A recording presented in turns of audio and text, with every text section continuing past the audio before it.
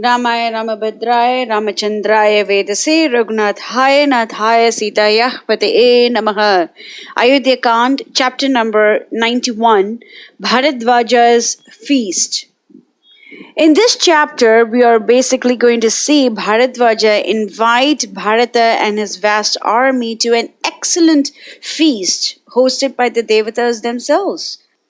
This is basically another test by Bharadvaja to see if Bharata has that taste for extreme opulence.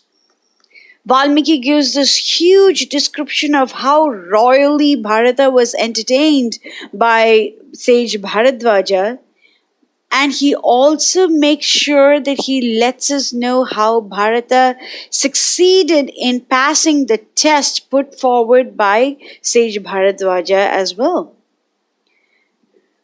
Verse 1. Krita buddhim nivasaya tathaiva sa munih tada Bharatam kaikeyi putram athityena niyamantrayat. When Bharata had signified his assent to accept sage Bharadvaja's hospitality, the sage extended to him all honors due a guest. Valmiki calls Bharata as Kaikeyi Putra because unlike his mother Kaikeyi, Bharata had that respect towards the sages. If we remember right, before Rama, Sita and Lakshmana went off to the forest, sage Vasishtha, Dasharatha, Sumantra and Siddhartha, all of them tried to change Kaikeyi's mind. And Kaikeyi refused to budge. But in the previous chapter, Bharata says that I do not agree with my mother's actions and words. And over here, Valmiki says that even though he is Kaikeyi's son, Bharata has nothing but the utmost respect for sage Bharadvaja. Verse 2. Abravid Bharata tu enam nanu idam bhavata kritam padyam argyam tatha atithyam vane yat upapadyate. Bharata said to sage Bharadvaj, Holy Sir, I am delighted beyond measure, more than if I were royally entertained by you, by a kind hospitality to be with whatever your hermitage can offer. You have already extended the hospitality in offering water for washing the feet with, and of arghya befitting a guest as available in the forest. See, Bharata did not want to inconvenience his host. Sage Bharadvaja had extended this hospitality, and Bharata says, okay, we will stay with you one night, but don't overstress yourself. You have already given us water, and that is more than enough. This is a sign of a very polite guest who is concerned about the host. Verse 3. Atha uvacha Bharadvajo Bharatam prahassan iva jane tvam priti samyuktam tushye tvam yena kenachit. Then Bharadvaja smilingly replied to Bharata as follows. Full well do I know your devotion to me and the pleasure you derive from my poor hospitality. Verse 4. Senaya tu tava etasya kartum ichhami bhojanam mama pritir yatha rupa tvam arho manuja rishabha. O Bharata, the excellent among men, kindly understand that I desire to give a feast to your retinue and troops. It behooves you to accept kindly what I offer in all love. Verse 5.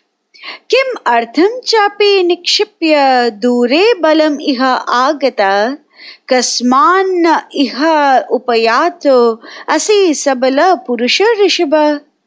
O best amongst men, why did you come here leaving your army at a distance?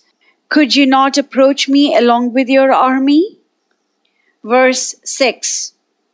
Bharata pratyuvacha idam pranjalitam tapodhanam sasainyo na upayato asmi bhagavan bhagavat bhayat.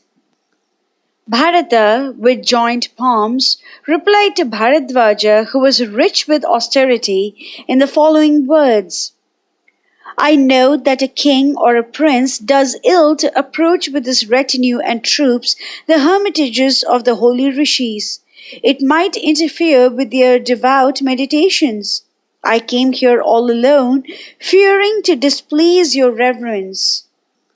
Verse 7.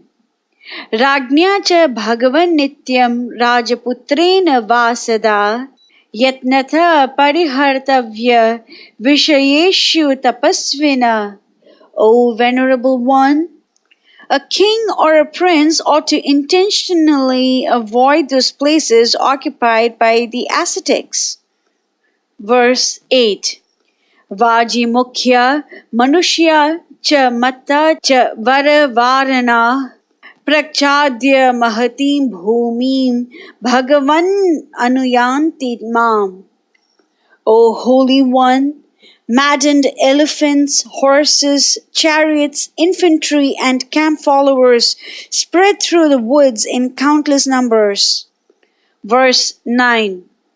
Te vrikshan udakam bhumin ashrameshu uttajam tatha na himsyur iti tena aham eka eva agata tata. Incalculable damage might ensue to the fords, the cottages, and to the trees, birds, and beasts that are attached to the holy spots. So I but did right to leave them at a distance.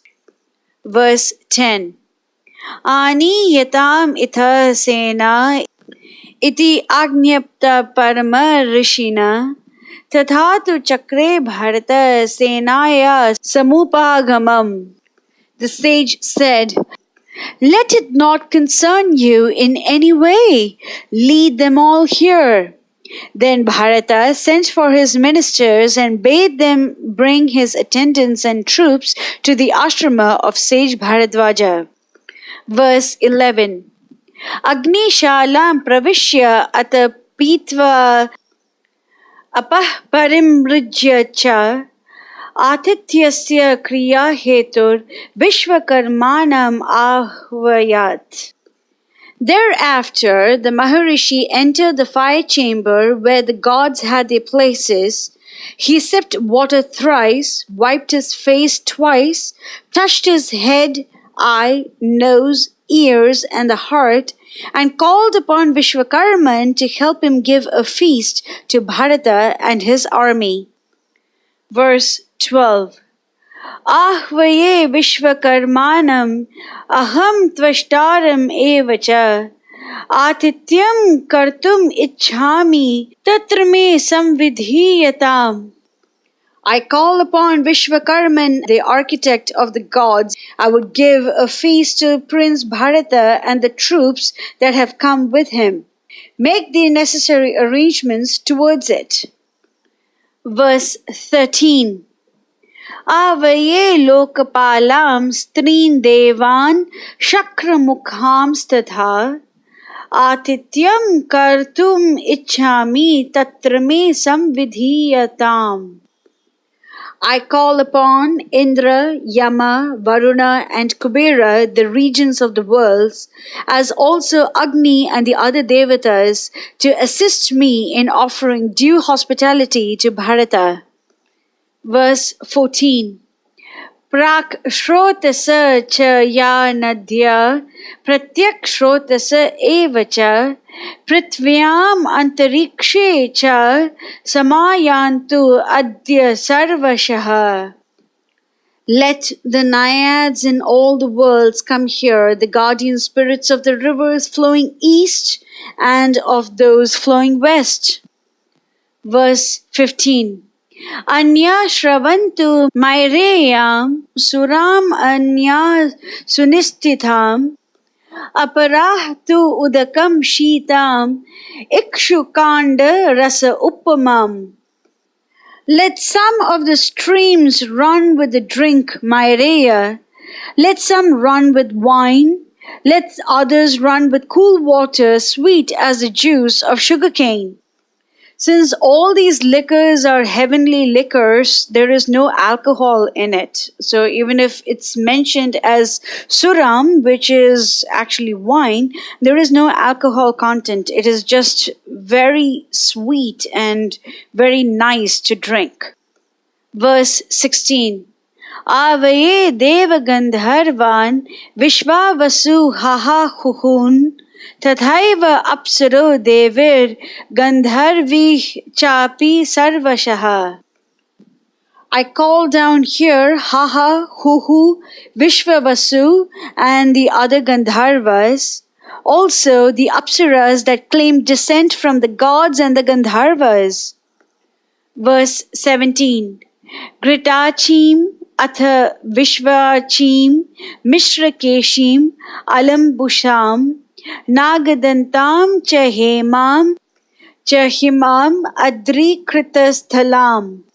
I call down here Kritachi, Vishvachi, Mishrakeshi, Alambusa, Nagadanta, Hema, and Hema, whose home is in the mansion built for her in the mountain. Few acharyas have said that this is Swayamprabha, whose home was built by Maya in the cave of Mount Mahendra. We see the encounter between the monkeys and Swayamprabha in the end of Kishkinda-kand. Verse 18. Shakram yacha upatishtanti brahmanam yacha bhamini sarva tumburuna sardam avaye sa parigachada. I invoke Rambha, Urvashi, Menaka, and the other nymphs that wait upon Indra, the Apsaras that abide in the heaven of Brahma, and Tumburu, their master of music and dancing, with all the necessary accompaniments. Verse 19. Vanam kurushu yad divyam vaso bhushana patravat divya nari phalam shashvatu kauberam iha evatu. I invoke Kubera, the guardian of the north, to send me here the forest of Chaitraratha in the land of Uttarakuru, with its leaves as robes and ornaments, and fruits in the form of heavenly damsels. Verse 20. Iha me bhagavan somo vidattam annam uttamam bhakshyam bhogyam cha choshyam cha lehyam cha vividham bahu. Let Chandra, the presiding deity over the plants and herbs of mystic virtue, prepare enough of dainty food and varied dishes, sour, pungent, astringent, sweet, saline, and bitter, including confections, sweets, sauces, and syrups. Verse 21. Vichitrani cha malyani pavdapa prachyutani cha sura adini cha peyani mamsani vividhani cha. Furnish me with wreaths of diverse shades and perfumes just dropped from trees, and infinite variety of meats and drinks. The meats are for the people who are in the tamasic level, because there are many people who are in that level who have come to meet Lord Rama as well. And just because Sage Bharadvaja is offering meat, it doesn't mean that we should eat meat. Sage Bharadvaja is in a completely different level than us, and we should just follow whatever the acharyas have said, and that is to abstain from meat, intoxication, gambling, and illicit sex. Verse 22. Evam samadhina yukta tejasa apratimena cha shiksha svara samayuktam tapasa cha abraveen muni. And Bharadvaja, of boundless yogic might, wisdom, and spiritual luster, recited the mantras that invoke the respective powers with due rhythm and rites. Verse 23.